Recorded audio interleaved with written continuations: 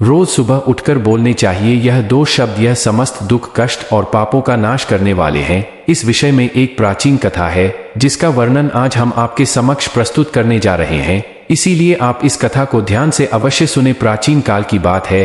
एक दिन मुनिवाद से आए भगवान विष्णु के दर्शन करने के लिए वैकुंठ लोक पधारते हैं, किंतु वहां पर उन्हें भगवान विष्णु के दर्शन नहीं होते हैं। वहां पर समस्त ब्रह्मांड को अपने मस्तक पर धारण करने वाले शेषनाग बैठे हुए होते हैं। मुनिवाद से आए शेषनाग को प्रणाम करते हैं। मुनि को देखकर शेषनाग उनका स्वागत करते हुए कहते हैं, मुनिवर, बैकुंठ में आपका स्वागत है। आज किस कारण से आपका बैकुंठ में आगमन हुआ है? मुनिवाद, नाराज, आपको प्रणाम है। मैं आज भगवान विष्णु के दर्शन करने के लिए ही आया हूँ, किंतु मेरा यह कैसा दुर्भाग्य जो मुझे सृष्टि के पालन करता श्री हरि के दर्शन नहीं हो पा रहे हैं। मैंने ऐसा वह कौन सा अपराध किया है जिससे मुझे मेरे भगवान के दर्शन दुर्लभ हो गए हैं? कृपया मुझे उपाय बताइए जिससे मुझे प्रभु के दर्शन सुलभ हो जाए। मैं किस प्रकार से प्रभु को प्रसन्न करूं? शेषनाग जी कहते हैं, मुनिवर, आपने कोई अपराध नहीं किया है। भगवान विष्णु के भक्तों के लिए उनके दर्शन दुर्लभ नहीं है। इस विषय में महाराजा जनक से जुड़ा एक प्राचीन इतिहास कहा जाता है जिसे मैं आपको वर्णन करूंगा। केवल एक बाप के कारण महाराज जनक को नर्क के द्वारा के पास जाना पड़ा, और किंतु उनके द्वारा बोले गए 2 शब्दों के कारण ही उन्हें और अन्य नरक के प्राणियों को नर्क से छुटकारा मिल गया है। मुनिवर, केवल सुबह इन 2 शब्दों का उच्चारण करने मात्र से ही समस्त दोष समाप्त होते हैं। आप इस प्राचीन कथा को ध्यान से सुनो। इस कथा को सुनने मात्र से ही समस्त दुख दूर होते हैं। इस मंत्र का जाप करने से आपको भगवान के दर्शन हो जाएंगे। कहते हैं, शेषनाग, मैं इस कथा को सुनने के लिए उत्सुक हूँ। कृपया आप इस कथा को मुझे कहिए, मैं ध्यानपूर्वक इस कथा का श्रवण करूंगा। फिर शेषनाग मुनिवाद से आए को वह महान कथा सुनाने लगते हैं। हे मुनिवर, त्रेता युग की बात है, जब भगवान राम और माता सीता मनुष्य देह का त्याग करके अपने धाम को चले गए थे। उसके कुछ समय बाद देवी सीता के पिता श्री महाराज जनक ने योग के द्वारा अपने शरीर का परित्याग कर दिया। देह का त्याग करने के पश्चात उसे समय उन्हें ले जाने के लिए एक दिव्या विमान प्रकट हुआ। फिर महाराज जनक उसे दिव्या विमान में बैठकर जाने लगे। कुछ समय बाद वह विमान तीव्र गति से यमपुरी पहुंच गया। फिर महाराज जनक का विमान यमपुरी के संयम की पुरी के निकट से जाने लगा। उस स्थान पर अनेक नरक है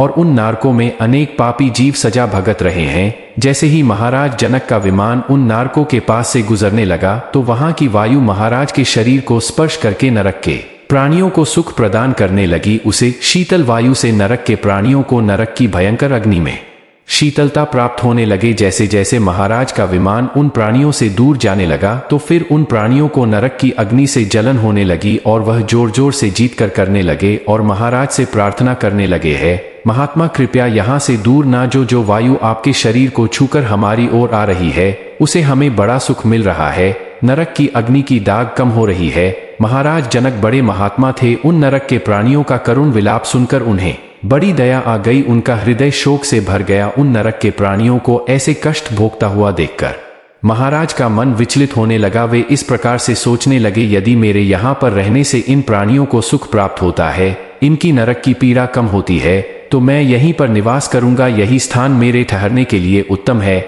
इतना सोचकर महाराज जनक उन प्राणियों को सुख प्रदान करने के लिए नर्क के द्वारा के पास ही रुक गए। वहां की वायु महाराज के शरीर को छूकर उन प्राणियों की ओर जाने लगी और उन्हें सुख प्रदान करने लगी, जिससे नरक के सभी प्राणी महाराज को धन्यवाद देने लगे और कहने लगे, हे राजन, आप बड़े पुण्यवान हैं। हम पापियों को सुख प्रदान करने के लिए उत्तम लोक का त्याग करके यहाँ पर ठहर गए हैं।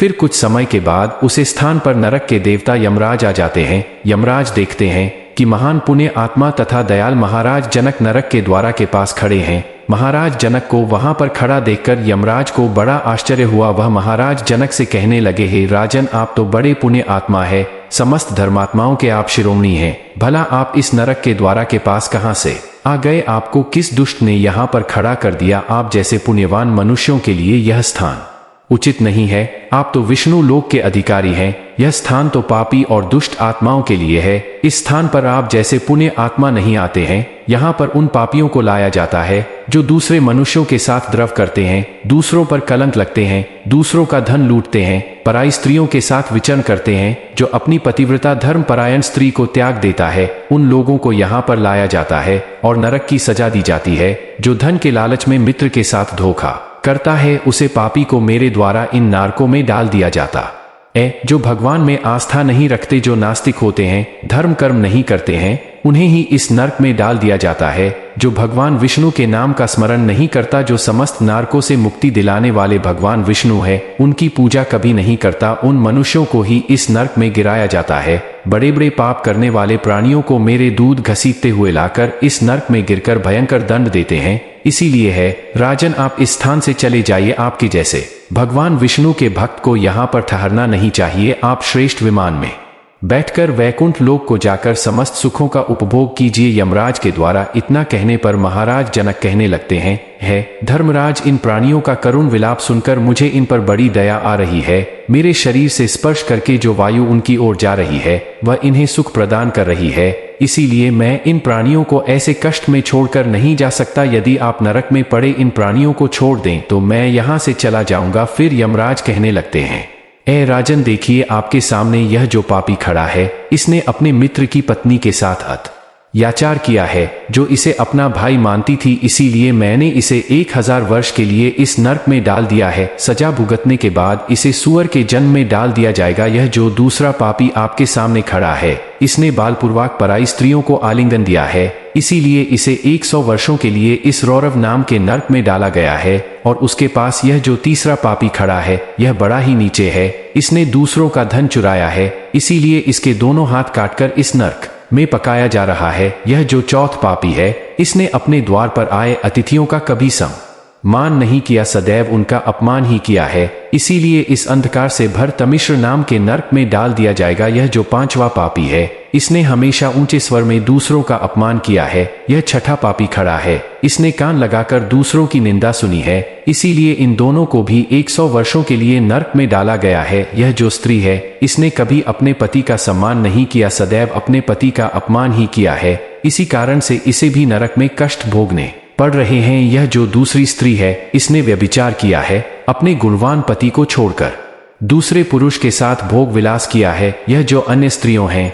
इन्होंने भी भांति भांति प्रकार के पाप कर्म किए हैं। इन्होंने दूसरों को वासी अन्न खिलाया है, द्वार पर आई गायों को मारकर भगाया है, कभी तुलसी की पूजा नहीं की है। इसीलिए ही नरक में कष्ट भोगने पड़ रहे हैं। इस प्रकार से यमराज ने अनेक पपिया की ओर इशारा करते हुए उनके पापों का वर्णन किया और फिर महाराज से कहने लगे, हे राजन, यह सभी पापी लोग अपने कर्म बंधन से बंधे हुए हैं। इनको इनके पाप कर्मों की सजा ही मिल रही है। जब उनकी सजा की अवधि पूर्ण हो जाएगी तभी मैं इन्हें यहाँ से मुक्त करूंगा। आप उनके लिए कुछ नहीं कर सकते, इसीलिए आप शीघ्रता से यहाँ से दूर चले जाइए। फिर महाराज जनक कहने लगे, धर्मराज, मैं भगवान विष्णु का परम भक्त हूँ, मुझे इन प्राणियों का दुख देखा नहीं जा रहा है। कृपया आप इन प्राणियों की मुक्ति के लिए उपाय बताइए। यमराज कहने लगते हैं, राजन, इन पपिया ने भगवान विष्णु की कभी आराधना नहीं की है, फिर इन पापियों को नरक से कैसे छुटकारा मिल सकता है। एक बार नरक में गिरने के बाद यह सभी पापी जीव अपने मुख से भगवान विष्णु का नाम भी स्मरण नहीं कर सकते, किंतु यदि आप आपके द्वारा किए गए पुण्य इन प्राणियों को प्रदान करते हैं तो उनकी मुक्ति हो सकती है। केवल यह एक ही उपाय है जिससे इन प्राणियों को नरक से छुटकारा मिल सकता है। फिर महाराज जनक कहते हैं, धर्मराज, कृपया आप ही बताइए, मैं अपना कौन सा पुण्य इन प्राणियों को प्रदान करूं जिससे इन प्राणियों को नरक से छुटकारा मिलेगा। यमराज कहते हैं, राजन, एक दिन आपने ब्रह्मा मुहूर्त में जाकर भगवान श्री राम का स्मरण किया था, उसी दिन आपने राम नाम का जाप किया था, उसी का पुण्य आप इन प्राणियों को प्रदान कीजिए जिससे इनका नरक से उधर हो जाएगा। राजन, राम नाम की महिमा बहुत बड़ी है। जो भी मनुष्य सुबह जागने के बाद राम नाम का जाप करता है उसके समस्त दोष समाप्त होते हैं। भगवान विष्णु के सहस्रनामों के जप के समान फल केवल राम नाम का जाप करने से ही प्राप्त होता है।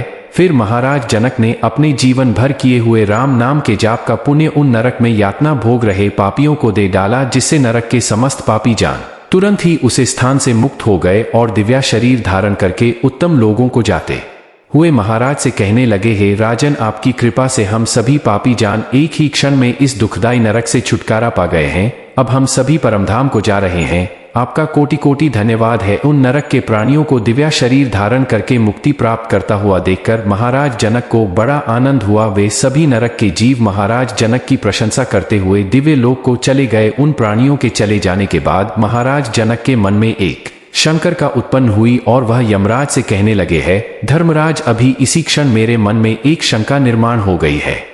कृपया आप मेरी इस शंका का निवारण कीजिए। यमराज कहते हैं, है राजन, आपके मन में जो भी शंका हो निसंकोच होकर पूछिए। फिर महाराज जनक कहने लगते हैं, है धर्मराज, आपने कहा था कि पाप करने वाले मनुष्य ही आपके इस नरक के द्वार पर आते हैं, धर्म कर्म करने वाले लोग यहाँ पर नहीं आते हैं। तो फिर है धर्मराज की पाप के कारण मेरा स्थान पर आगमन हुआ है, इसीलिए कृपया आप मुझे मेरे पाप के बारे में बताइए। मैंने ऐसा कौन सा पाप किया था जो मेरा इस नरक के द्वारा के पास आना हुआ। फिर धर्मराज कहने लगते हैं, है राजन, आपका पुण्य बहुत बड़ा है। इस पृथ्वी पर आपका सामान पुण्यवान कोई और नहीं है, किंतु आपके द्वारा अनजाने में ही एक पाप हो गया था। इस पाप के कारण आपको इस नरक के द्वारा के दर्शन करने पड़े हैं। एक समय की बात है, आप रथ में बैठकर वन के मार्ग से गुजर रहे थे। वहां पर एक गाय वन में चल रही थी। आपका रथ स गाय के सामने चला गया, जिस कारण से आपके द्वारा अनजाने में ही उसे गाय के चरने में रुकावट निर्माण हो गई थी। इसी एक पाप के कारण आपको नरक के द्वारा के दर्शन करने पड़े।